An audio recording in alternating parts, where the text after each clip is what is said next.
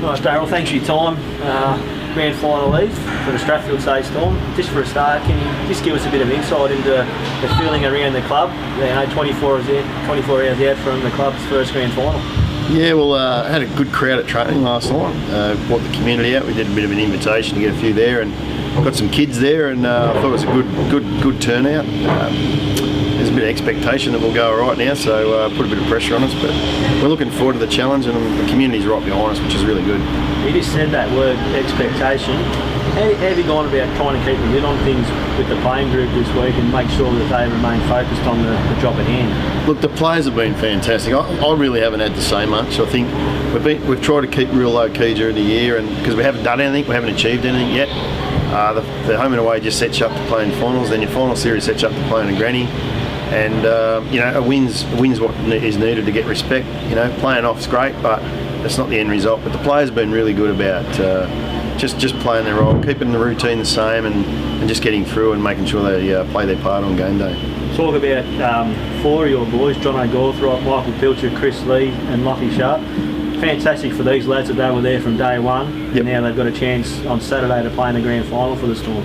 Yeah, well, all four have had some big offers to go elsewhere, and I've been rapt that they've stuck by the club and myself. We gave them some information a few years ago about where we're heading, what we're trying to achieve. They've stuck with us, and that's paid off for them, and I know they're rapt to be the four inaugural members. But in this day and age with the turnover of players, four is probably not a bad number really, and they've come in, they've stayed, and they're captains and vice captains and all sorts of things. But it's been great. And also last night we had Clint Whitshead and Ryan Pedrotti, who are the two inaugural coaches and vice captain, and them turn up and support it. It's really good feel.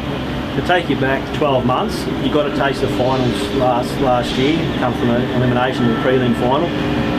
How did that set you up going into this year? Well, I don't think you can explain to people what finals pressure is about and what it is, and I think the second semi made a few players step back and go, well, this is dog eat dog, and it's tough and it's hard. And the final series last year gave us a little bit of a taste, and we won 2 games and lost the prelim, but the second semi was a big step up in class, and last week's prelim was a really good game as well, physical, and I think it's put them in good stead and given them a bit of reality check on what it's expected and how big the game will be here tomorrow. We'll go back to that second semi 2 weeks ago, obviously Golden Square, and it was a game of 2 halves. So when you plan for this week, when you look back on 2 weeks ago, how much do you spend on what went right in that first half compared to what went wrong in that second half? Look, we did a review straight after the game and got rid of our issues. We felt that our decision making and our skill execution was poor.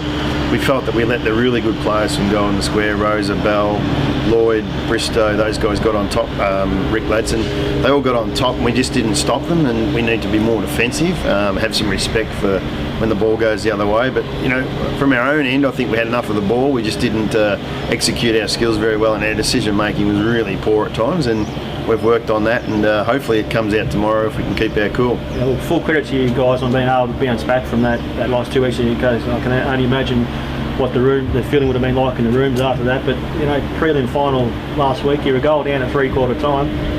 To get up and win that game the way you finished off, a really good tonic to take into a grand final.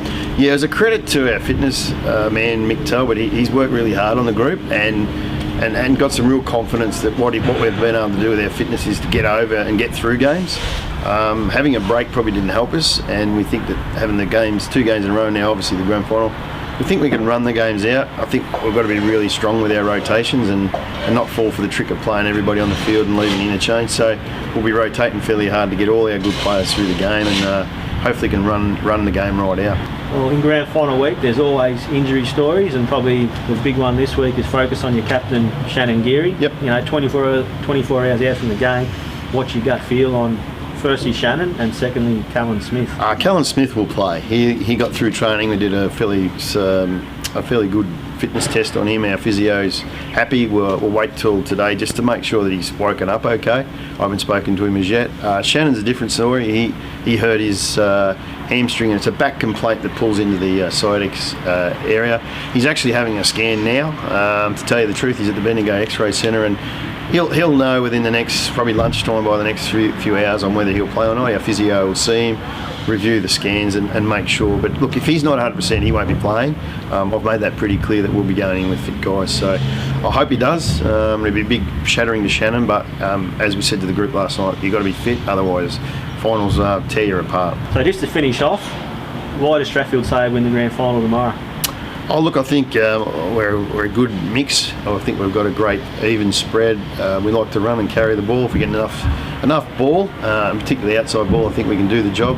Having said that, we know how good Golden Square are. We know how great on each line they've got superstar players, in my opinion. And if we can look to pull back the midfield, where Rosa and Geary, Ladson and Lloyd got hold of us in the second semi, if we can pull back that kicks in the forward line that Bristow and likes of O'Toole will get on the end of. But if we can pull back on Bristow, I think that'll be a big key to us. But I think our forward line looked a lot better against Eagle Hawk, and I know Sam is in top form, and Tommy Bartholomew was a little bit down last week, but I know talking to him yesterday that he's ready to go. So hopefully that's where we get hold of him up forward. And but we'll know this time, 5 o'clock tomorrow afternoon, how well we've done.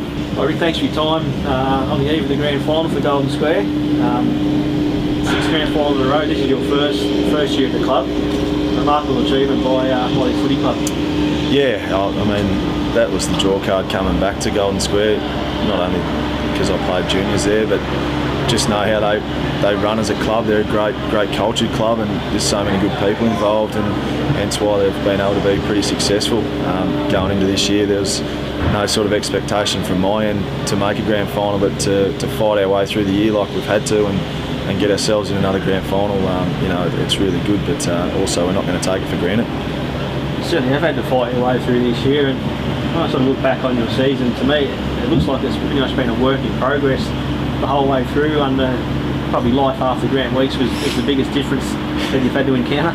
Yeah, definitely. No, he didn't kick that many goals, did he? So, look, losing Grant was massive. We had to restructure a few things, and earlier in the season we didn't have the players available that were ready to fill the hole there, and obviously didn't get Jimmy Bristow back till halfway through the year. But yeah, it's been a work in progress, developing a lot of the young guys, and a lot of people got opportunities that probably thought they weren't going to, and that's held us in good stead from a reserves point of view, and to have them in the grand finals, credit to Hogues there. And it was a work in progress, but to get through the way we have is, we're pretty proud of that. But yeah, there's a lot of work to be done yet. When you felt it finally clicked for you this year? There was probably patches where I thought, oh, here we go. But then, 2 weeks later, we'd probably fall in another hole, just with a couple of key blokes still not in there. But this back end of the year, I've felt the group's been able to gel together because we've had that continuity. There's still been 2 changes or 3 changes every week, but the core group of players, having Bally come back, and obviously having big Jimmy Bristow to kick to, and Tooley come back for those last couple of games, it really helped gel the side. And those younger guys that were sort of in and out at the start of the year really started to pave their way towards the end of the year. So, we're lucky to get over the line a couple of times towards the end in these finals, a couple of close ones, but that's the beauty of the group. I just know they've got this hunger to win, and no matter the situation, they'll try and grind away to get that win. Obviously, Tooley's missed a lot of footy this year as well, so we'll have the 2 big fellas down there tomorrow and 2 good targets to kick to. Yeah, and that's what you need. You need a couple of targets down there, and Tooley's been fantastic when he has played.